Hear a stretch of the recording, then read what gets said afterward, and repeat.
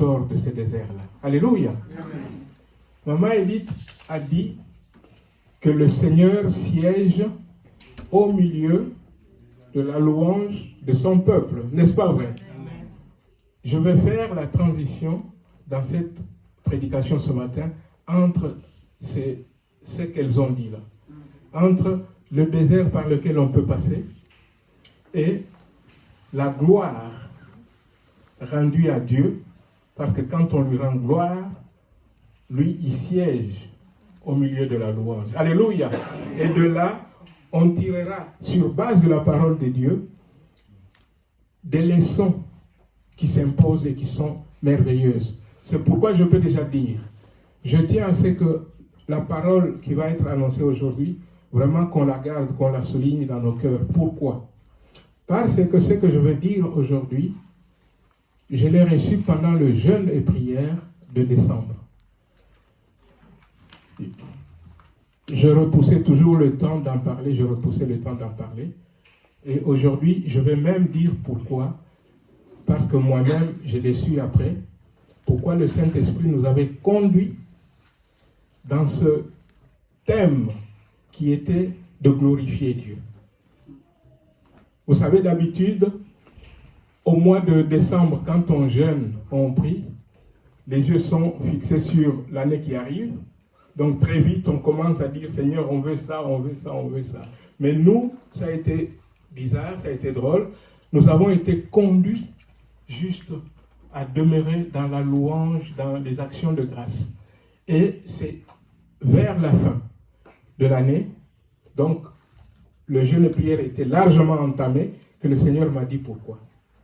Et aujourd'hui, je vais le dire. Alléluia! Amen. Bien aimé, je vais vous inviter à vous mettre debout. Nous allons lire. Nous allons lire d'abord 2 ou 3 passages. Ce sont des passages d'introduction, parce que le passage clé, je le dirai plus tard.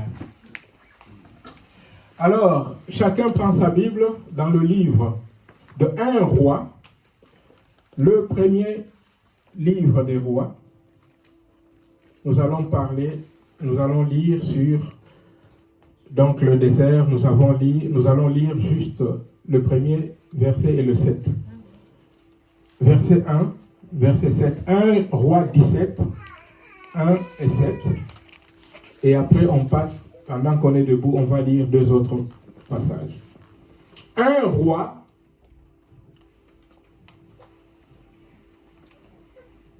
chapitre 17, verset 1, et puis on saute, on lit le verset 7.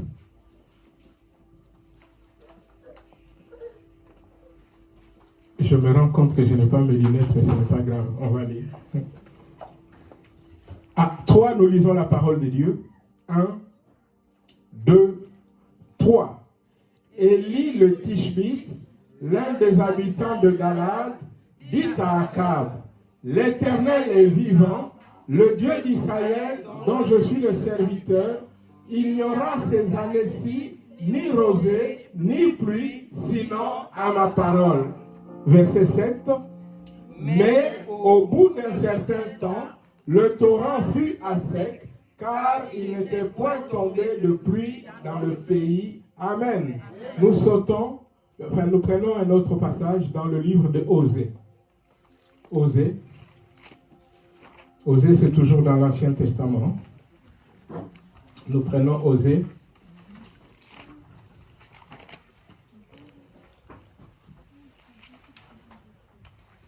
Pourrais-je avoir mes lunettes, parce que Osée, on lira au chapitre 2. Osée chapitre 2. Nous lirons là 4 versets. Nous lirons le verset 4 et 5. Nous sauterons. Nous lirons de 15 à 18. Donc, disons au total, 6 versets. 4, 5 et puis de 15 à 18. Osée 2, 4, 5, 15, 18. À 3, nous lisons la parole de Dieu. 1, 2, 3. Plaidez contre votre mère, car elle n'est point ma femme. et je ne suis point son mari. Qu'elle ôte de sa face ses prostitutions et de son sein ses adultères. Sinon, je la dépouille à nu, je la mets comme au jour de sa naissance, je la rends semblable à un désert, à une terre aride, et je la fais mourir de soif. Et je n'aurai point pitié. Non, et 5. Et le 15 maintenant. Nous allons au 15. Je la châtirai pour des jours où elle encensait les Baals, où elle se parait de ses anneaux et de ses colliers, allait vers ses amants et m'oubliait, dit l'Éternel. C'est pourquoi, voici, je veux la tirer et la conduire au désert, et je parlerai à son cœur. Là, je lui donnerai ses vignes et la vallée d'Accord, comme une porte d'espérance, et là, elle chantera comme au temps de sa jeunesse, et comme au jour où elle remonta du pays d'Égypte. En ce jour-là, dit l'Éternel, tu m'appelleras mon mari, et tu ne me rappelleras plus mon maître. Amen. Tu m'appelleras mon mari, tu ne m'appelleras plus mon maître. Le dernier passage, nous allons dans les psaumes. Le psaume 22. Nous lisons du 4 et du 2 au 4. Le psaume 22. Le psaume 22, versets 2 à 4. À 3, psaume 22, versets 2 à 4. 1, 2, 3. Mon Dieu, pourquoi m'as-tu abandonné et t'éloignes-tu sans me secourir, sans écouter mes plaintes? Mon Dieu, je crie le jour et tu ne réponds pas, la nuit et je n'ai point de repos. Pourtant, tu es le Saint, tu sièges au milieu de louanges d'Israël. Amen. Amen, amen, amen, amen, amen, amen. Alléluia, alléluia. On peut s'asseoir. Alléluia, que le Seigneur soit béni. Que le Seigneur soit béni. Alléluia. Bien-aimés,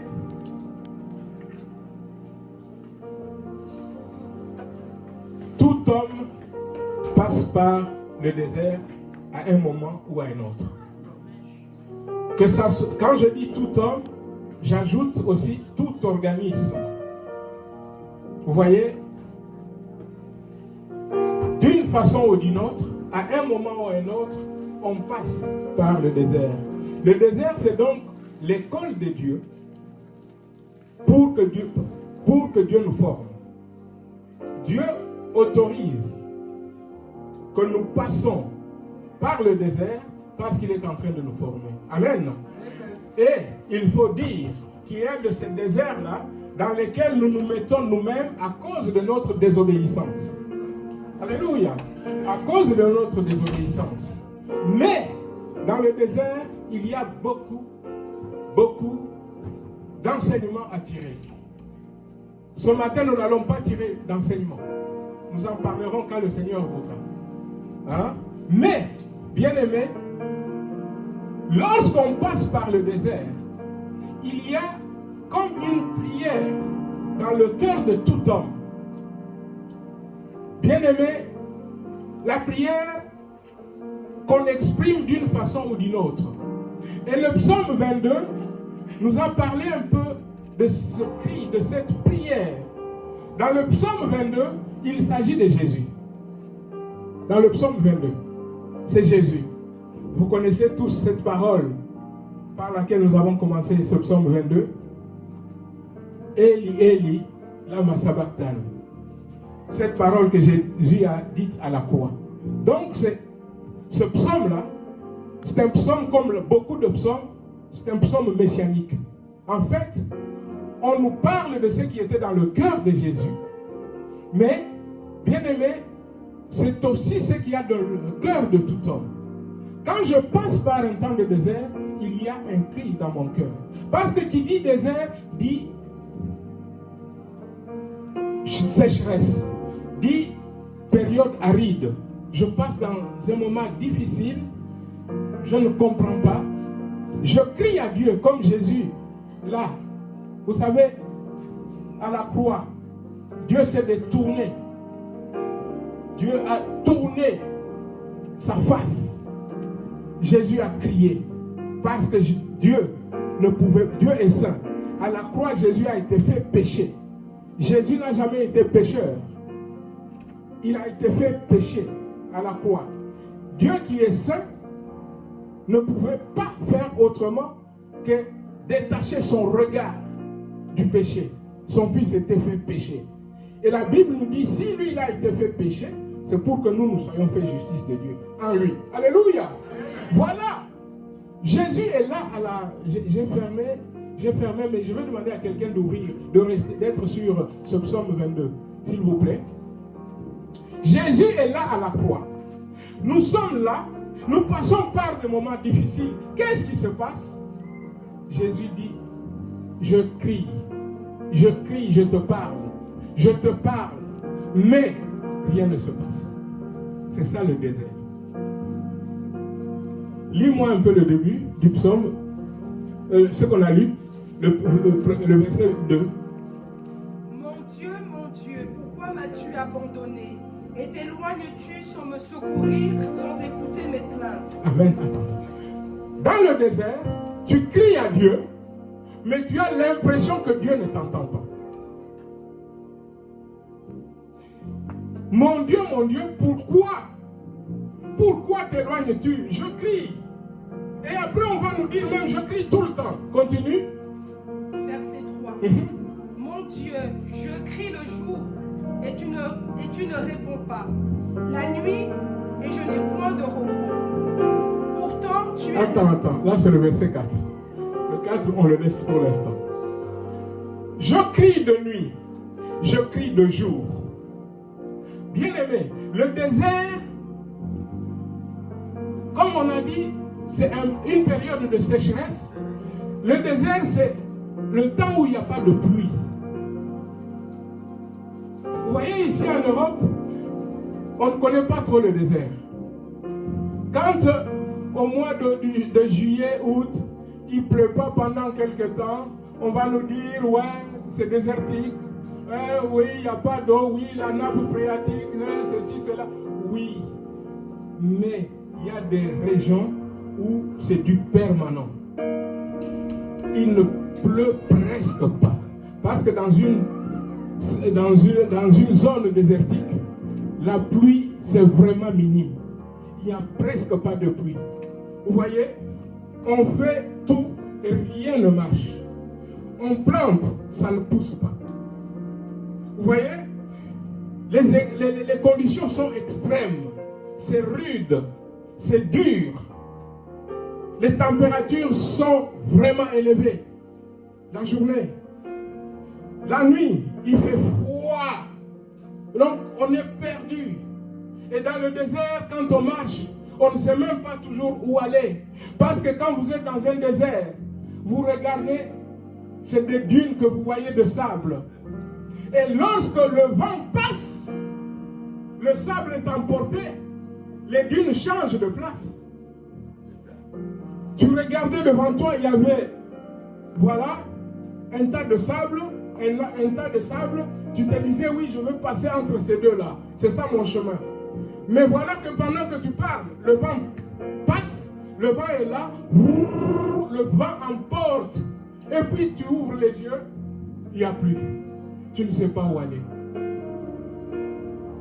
Je crie à toi le jour, tu ne réponds pas. Je crie à toi la nuit, je n'ai pas de repos. C'est ça, le désert. Le désert, c'est quand dans la famille, on passe par des moments difficiles dans les relations. Avec ton mari, ça ne va pas. Avec ta femme, ça ne va pas. Des fois avec les enfants, tel enfant ou tel, un seul enfant, ça ne va pas. On passe par des moments difficiles. Le désert, on se sent seul dans le désert. Tu peux être là dans la maison. C'est comme si personne ne te comprenait. Quand tu parles, c'est comme si tu étais seul. Le désert, c'est aussi un temps de maladie. Dans ma langue, je ne sais pas si je veux bien le dire, pour ne pas le mettre en français directement, on dit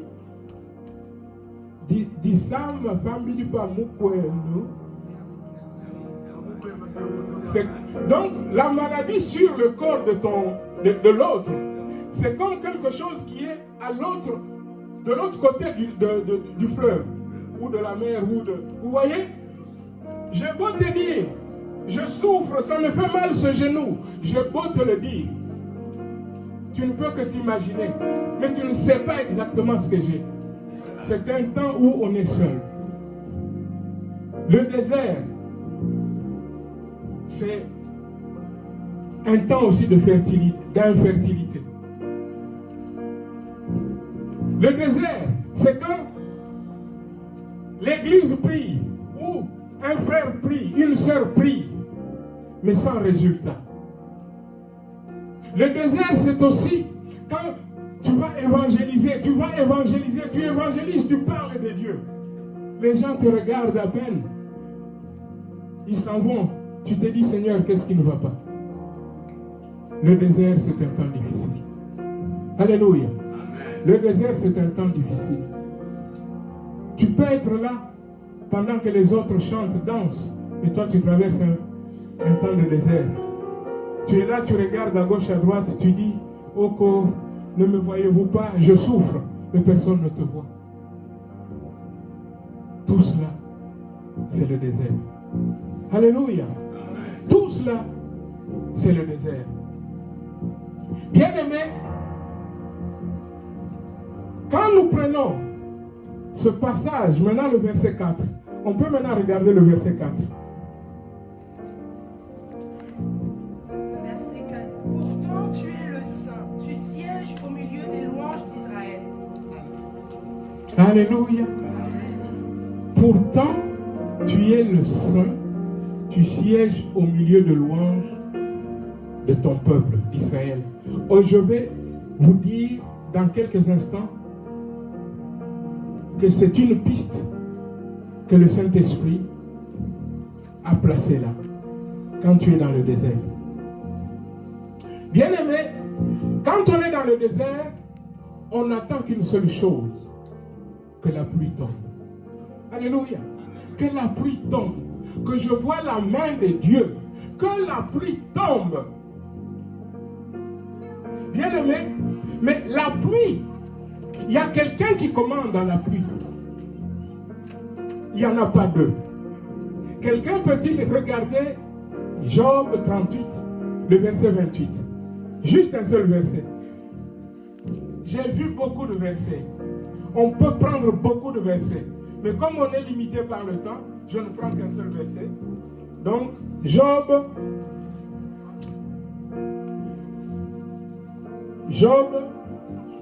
38, 28. Quelqu'un peut-il lire? Je lis la parole de Dieu. Alléluia. La pluie a-t-elle un père qui fait naître les gouttes de la rosée? C'est bon. C'est juste cette question que, vous savez, dans la Bible, il n'y a rien pour rien. Le Saint-Esprit sait pourquoi il a placé ça là. Il y a cette question. La pluie a-t-elle un père? C'est lui qui va faire naître les gouttes d'eau là où il y a des besoins. Alléluia. Oui, il y a quelqu'un qui commande. Oui, la pluie a un père. C'est le créateur de toutes choses. Alléluia. Peut-on regarder Deutéronome 11? Deutéronome 11, 13 à 14, si quelqu'un peut lire. Deutéronome 11, 13 à 14. Deutéronome 11. verset 13 à 14. Il est écrit: si vous obéissez à mes commandements que je vous prescris aujourd'hui, si vous aimez l'Éternel, votre Dieu, et si vous l'observez de tout votre cœur et de toute votre âme, je donnerai à votre pays la pluie en son temps, La pluie de l'arrière, la pluie de la première de la et de première et de l'arrière l'arrière saison, saison. Alléluia. et et tu recueilleras ton blé, ton mou et ton huile. Alléluia. Et là aussi, tout ce que je dis, je pouvais ne prendre par exemple que ça aussi. Mais il y a tellement de versets qui parlent et qui convergent dans la même direction que j'ai voulu en prendre comme ça quelques-uns. Ce verset-là nous parle de l'obéissance, de l'amour de Dieu, et nous dit que c'est Dieu qui va commander. Il dit, je vais donner la pluie. Alléluia. Oui, la pluie a un père. Oui, il y a quelqu'un qui donne la pluie. Oui, quand tu es dans le désert, tu as besoin de la pluie. Et il n'y a qu'une personne qui donne la pluie. Si je peux l'appeler ainsi une personne. Il n'y a que Dieu qui donne la pluie. Alléluia. Tu es dans le désert. Il n'y a qu'une personne qui donne la pluie. C'est le Dieu Tout-Puissant. Alléluia. Mais je vais vous dire une chose. Dieu, dans son amour, nous a montré un chemin. Le chemin pour que toi, tu commandes pour qu'il y ait la pluie. Alléluia. Dieu a donné le chemin. Il a montré le chemin. Il a frayé le chemin. Et quand tu suis ce chemin, automatiquement tu auras la pluie. Et c'est ce chemin-là qu'il faut découvrir. Dieu, qui nous aime, a donc préparé un chemin pour que la pluie nous tombe. Et je vais maintenant vous donner ce passage clé, ce passage important que le Seigneur nous a donné en décembre. On va dans le livre de Zacharie. Zacharie au chapitre 14.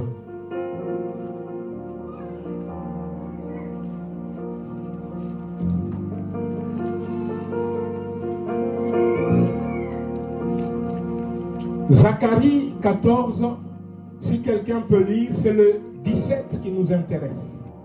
C'est le 17, mais on peut le prendre à partir du 16, de 16 à 19.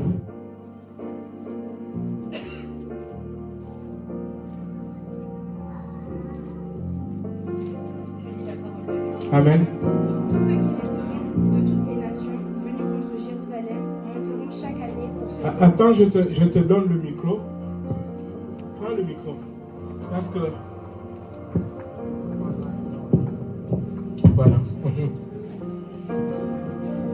Zacharie 14, 16. Tous ceux qui resteront de toutes les nations, venus contre Jérusalem, monteront chaque année pour se prosterner devant le roi, l'Éternel des armées, et pour célébrer la fête des tabernacles. S'il y a des familles de la terre qui ne montent pas à Jérusalem pour se prosterner devant le roi, l'Éternel des armées, la pluie ne tombera pas sur elles. Si la famille d'Égypte ne monte pas, si elle ne vient pas, la pluie ne tombera pas sur elle. Elle sera frappée de la plaie dont l'Éternel frappera les nations qui ne monteront pas pour célébrer la fête des tabernacles. Ce sera le châtiment de l'Égypte, le châtiment de toutes les nations qui ne monteront pas pour célébrer la fête des tabernacles. Alléluia. Alléluia. J'aimerais que quelqu'un lise la version où il y a juste le verset 17, la version, le 17 et le 18, la version où il y a le mot adoration. Amen. Zacharie 14, 17 nous dit ceci. S'il y a des familles de la terre qui ne montent pas à Jérusalem pour adorer le roi, l'Éternel des armées, la pluie ne tombera pas sur elle. Si la famille d'Égypte ne monte pas, s'il ne vient pas, la pluie ne tombera pas sur elle et sera frappée de la plaie dont l'Éternel frappera des nations qui ne monteront pas pour célébrer la fête des tabernacles. Amen.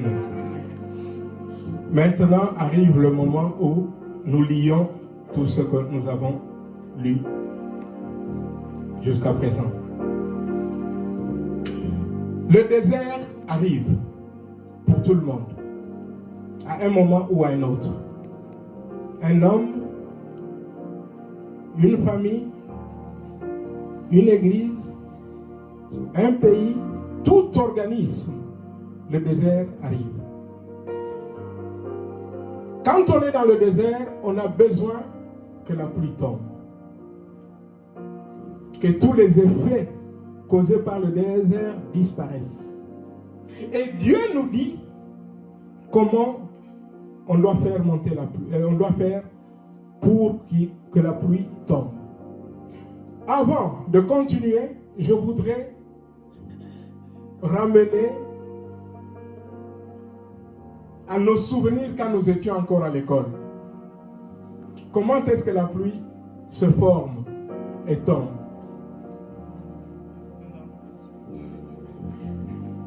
Coucou, comment est-ce que la pluie se forme et tombe? Je veux le dire.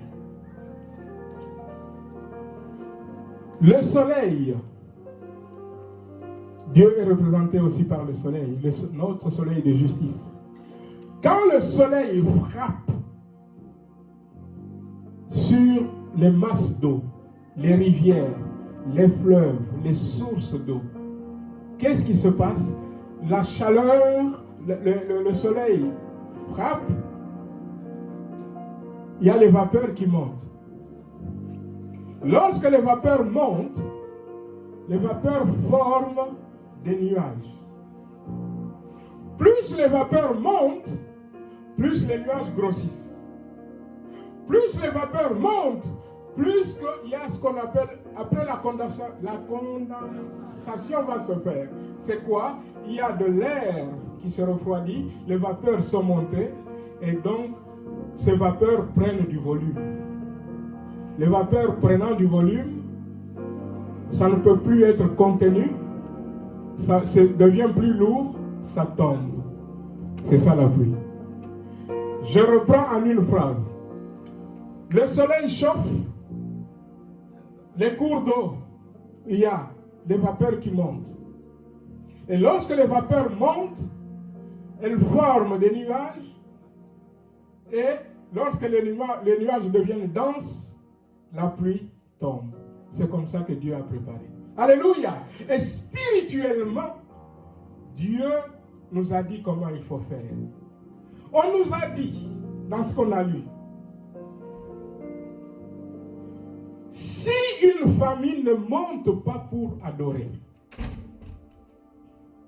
la pluie ne tombera pas sur elle. Coucou. Est-ce qu'on peut reprendre cette lecture? Alléluia. Alléluia. Alléluia. Alléluia. Quelqu'un a trouvé? Si quelqu'un a trouvé, il peut lire. Zacharie 14, le 17. Et on enchaîne avec le 18, parce que je vais dire quelque chose sur le 18. Zacharie 14. Je lis la parole de Dieu. Oui. Si une famille de la terre ne monte pas à Jérusalem pour adorer le roi, l'Éternel, le maître de l'univers, la pluie ne tombera pas sur elle. Si la famille d'Égypte ne monte pas, si elle ne vient pas, la pluie ne tombera pas sur elle. Elle sera frappée du fléau dont l'Éternel frappera les nations qui ne monteront pas pour célébrer la fête des tentes. Alléluia. Je voudrais encore qu'on revienne, on va revenir. Mais je voudrais dire une chose. Le contexte nous parle des temps à venir. Vous comprenez? Dans le contexte. Mais cette parole de Dieu, la parole de Dieu, elle est vraie, elle est tout le temps valable. Alléluia. Bien-aimé, il y a quelque chose qui est important. La Bible dit, si une famille de la terre ne monte pas, n'entendez pas Jérusalem prendre l'avion, aller à Tel Aviv. Non. Spirituellement, c'est la louange, donc monter vers Dieu. Alléluia. Si une famille ne monte pas à Jérusalem pour adorer, la pluie ne tombera pas sur elle. Coucou. C'est-à-dire que lorsque tu pries, tu élèves, tu fais monter des vapeurs spirituelles. Alléluia. Lorsque tu pries, lorsque tu adores Dieu, les vapeurs montent. Je pouvais même l'expliquer physiquement, mais je ne veux pas l'expliquer physiquement pour ne pas après induire en erreur. Je veux dire spirituellement. Lorsqu'on prie, les vapeurs montent. Plus on prie, les vapeurs montent. Et ces vapeurs, comme on a dit tout à l'heure, forment des nuages. Tu pries, tu as un problème. Tu pries, au lieu de regarder à ton problème et de grossir ton problème, tu fais ce que Dieu a dit, c'est-à-dire loue, adore. En louant, en adorant, tu fais monter des vapeurs spirituelles. Et ces vapeurs, lorsqu'elles montent, plus elles montent, plus elles se condensent sur toi. La pluie va tomber parce que les vapeurs tombent. Alléluia. Alléluia. Alléluia. Cela est très important. Je vais dire en un mot. On dit si une famille ne monte pas, cela est valable pour toi, cela est valable pour ta famille, cela est valable pour l'église, parce que l'église c'est une famille. Alléluia. Donc c'est valable à tous les étages. Et là Dieu nous montre comment mettre fin à un moment de désert. Tu veux que ton désert s'arrête? Loue, adore. Ne t'arrête pas sur ton problème. Alléluia. Lorsque tu loues, tu adores, des vapeurs d'eau spirituelle se forment.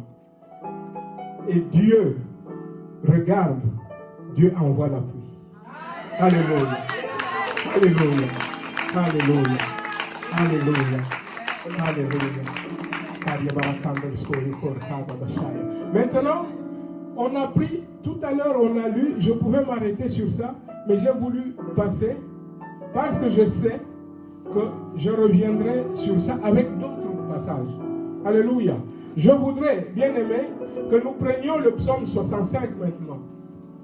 Le psaume 65. Pour parler des bienfaits quand la pluie tombe. Le psaume 65 du verset 10 au verset 14. Le psaume 65, 10 à 14. Amen. Maman Faveur, prends le micro.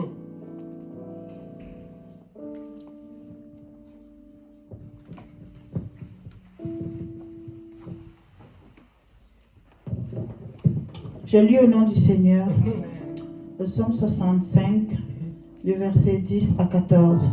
L'Éternel dit: Tu visites la terre et tu lui donnes l'abondance. Tu la combles de richesses. Le ruisseau de Dieu est plein d'eau. Tu prépares le blé quand tu la fertilises ainsi.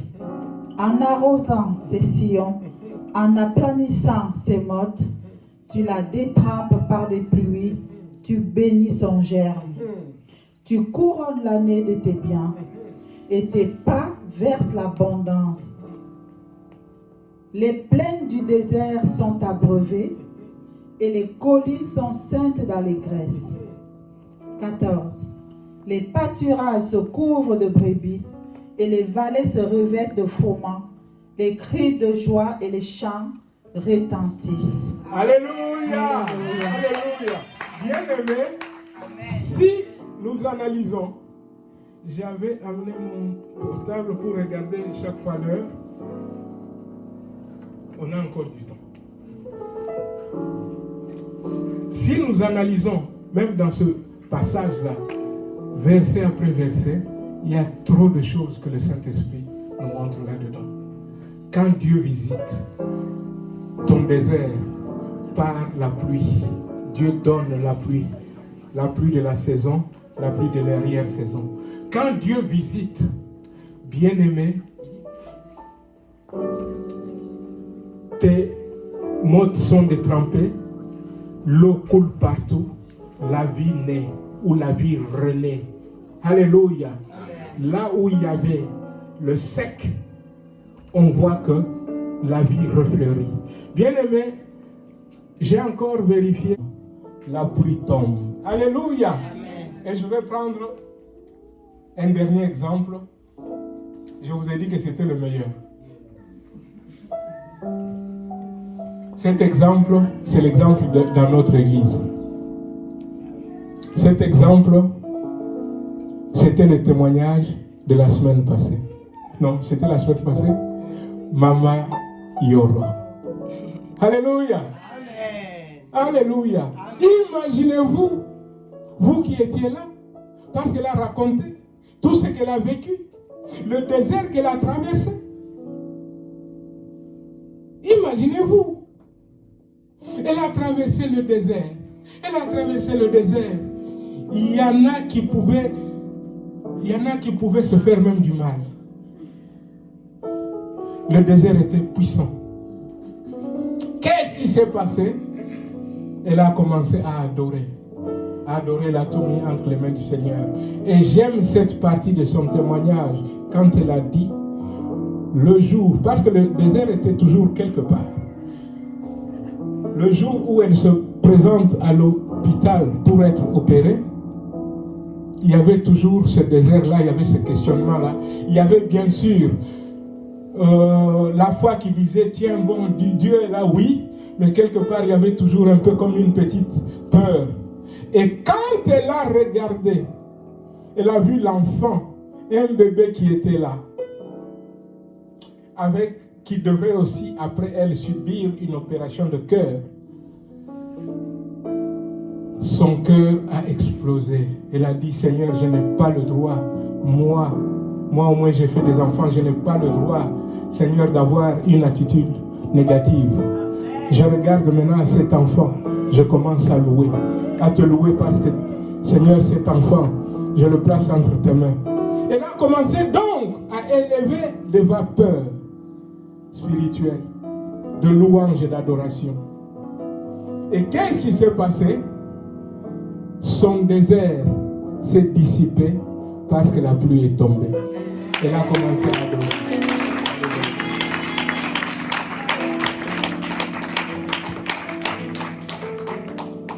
Je veux dire ceci. Quand tu passes par des moments difficiles, quand l'Église passe par des moments difficiles, Dieu nous a montré le chemin. L'adoration doit monter. La louange doit monter. Ce sont des vapeurs spirituelles qui montent, qui créent la pluie, et le Père envoie la pluie sur notre désert. Alléluia. Voilà la solution. Bien-aimé, je te le dis pour que ça soit la solution dans ta maison, dans ta vie, que ça soit la solution dans l'église. Et je peux vous dire maintenant, vous pouvez comprendre pourquoi le Saint-Esprit nous a dit, ne regardez pas aux problèmes qui vous sont arrivés, passez le mois dans l'adoration. Alléluia. Adorez, adorez. Dieu est bon. C'est lui qui recueille nos prières. Parce que ces prières forment des nuages. Il les recueille. Et lorsqu'elles deviennent lourdes, la pluie tombe sur notre désert. Et le désert disparaît. Alléluia. Le désert disparaît. J'aimerais, pour terminer, qu'on lise un passage.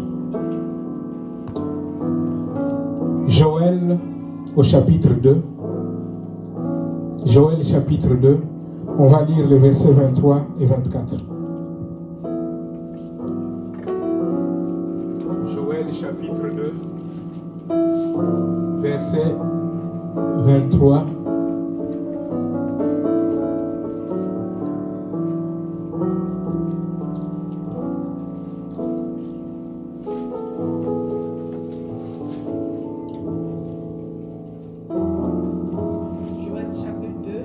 verset 23 à 24, je lis la parole de Dieu. Amen. Et vous, enfants de Sion, soyez dans l'allégresse et réjouissez-vous en l'Éternel, votre Dieu, car il vous donnera la pluie en son temps. Il vous enverra la pluie de la première et de l'arrière-saison, comme autrefois. Les airs se rempliront de blé et les cuves regorgeront de mou et d'huile. Alléluia. Alléluia. Alléluia. C'est mon dernier mot en guise de conclusion. Église. Chaque famille de l'Église, quels que soient les problèmes que chacun rencontre, nous avons là la solution. Dites-moi, quel problème est plus grand que Dieu? Zéro. Un problème administratif? Dieu est là. Tu as besoin de papiers? Dieu est là. Tu as besoin d'enfants? Dieu est là.